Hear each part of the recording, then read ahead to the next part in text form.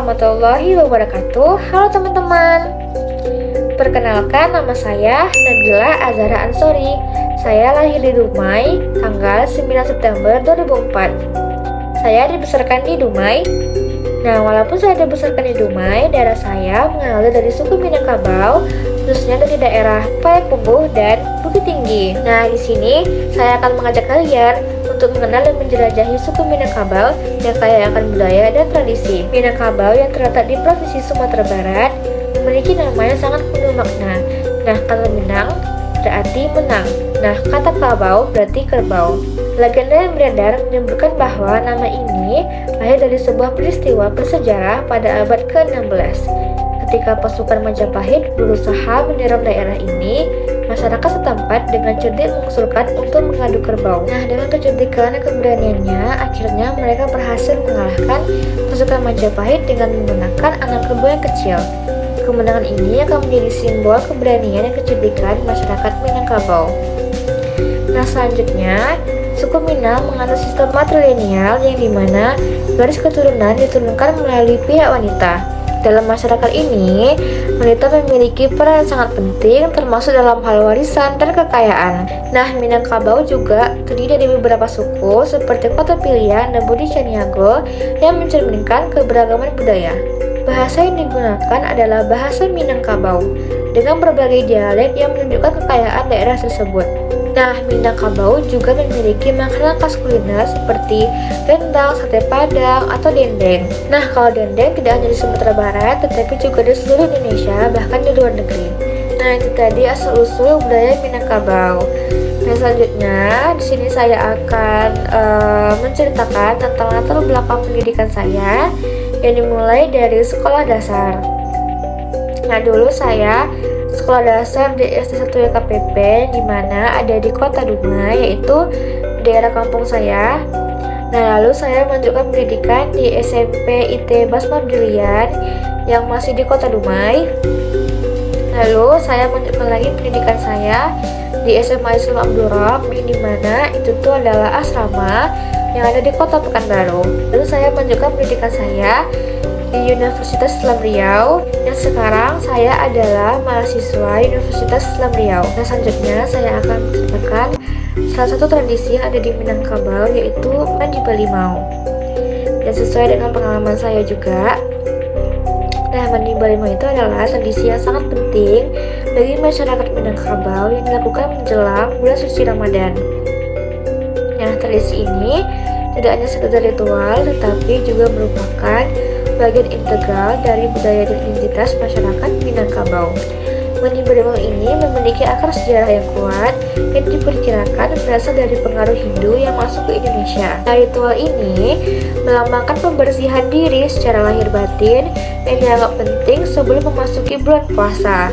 Masyarakat percaya bahwa dengan melakukan mandi balimau ini, mereka dapat membersihkan diri dari dosa dan mendapatkan berkah untuk menjalani ibadah puasa dengan lebih baik. Gimana cara pelaksanaannya? Nah, secara pelaksanaan itu, mandi balimau itu biasanya dengan persiapan yang melibatkan ziarah ke makam tokoh masyarakat atau nenek moyang sebagai bentuk penghormatan.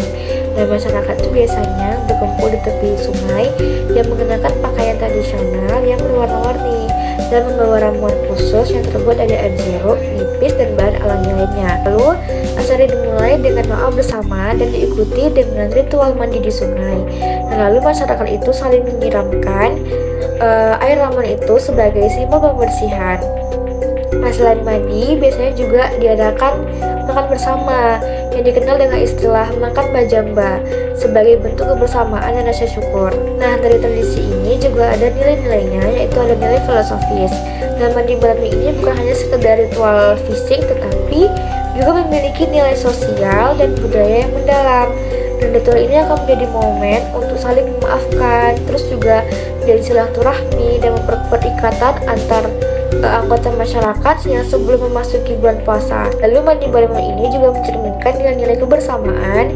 Misalnya tuh kebersamaan tuh misalnya gotong royong dan rasa syukur yang merupakan bagian dari budaya Minangkabau. Nah, terbelakang dari tradisi mandi bareng ini yaitu adalah membersihkan diri secara lahir batin yang sebelum memasuki bulan suci Ramadan sesuai dengan ajaran agama Islam, yaitu mensucikan diri sebelum menjalankan ibadah puasa. Secara lahir, mensucikan diri adalah mandi yang bersih. Nah, zaman dahulu tuh orang bisa mandi dengan bersih walaupun gak ada sabun. Karena saat itu tuh pengganti sabun tuh di beberapa wilayah Minangkabau tuh adalah limau atau jeruk nipis. Karena jeruk itu tuh sifatnya mengandungkan minyak dan keringat di badan. Nah, mandi bareng ini biasanya dilakukan 1 atau 2 hari menjelang puasa. Terus masyarakat ini juga percaya bahwa ritual ini tuh membawa keberkahan dalam menjalani ibadah puasa. Mandi bareng ini juga menjadi ajang untuk memperkenalkan generasi muda pada tradisi dan budaya lokal sehingga nilai ini dapat dilestarikan. Bagaimana membantu cara Anda memahami dunia, terutama dalam konteks pendidikan. Nah, budaya saya itu membentuk cara saya memahami dunia dengan memberikan kerangka nilai dan norma yang mempengaruhi cara berpikir dan berinteraksi.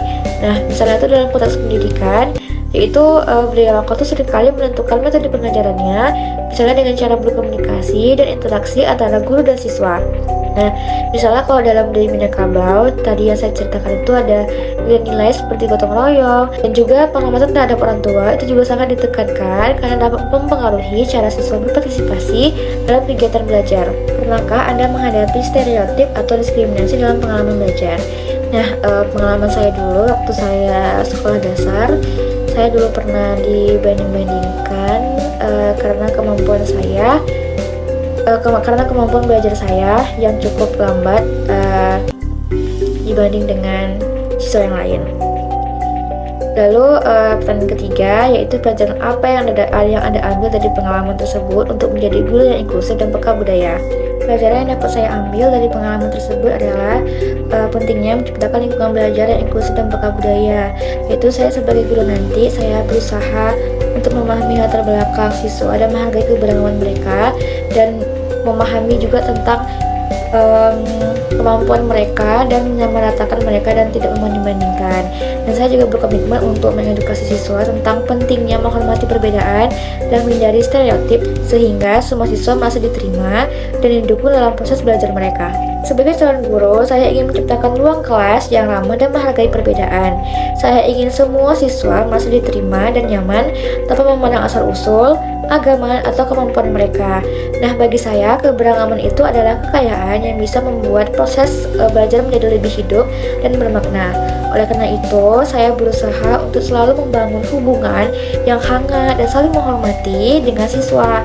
Yang saya juga ingin menghadirkan materi pembelajaran yang mencerminkan materi dari berbagai budaya dan pengalaman supaya setiap siswa itu bisa merasa terwakili dan belajar untuk saling menghargai. Dan juga selain itu, saya akan mendorong siswa untuk dapat berdiskusi dan berbagi cerita agar mereka dapat saling memahami satu sama lain. Saya juga siap memberikan dukungan kepada siswa yang membutuhkan agar mereka bisa berkembang dengan baik.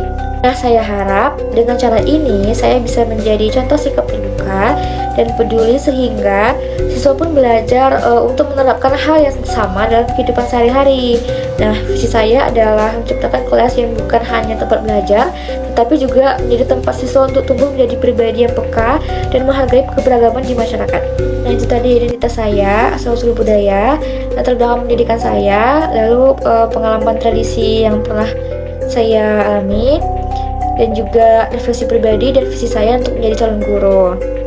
Nah, baik, saja dapat saya sampaikan. Lebih dan kurang mohon maaf. Wassalamualaikum warahmatullahi wabarakatuh.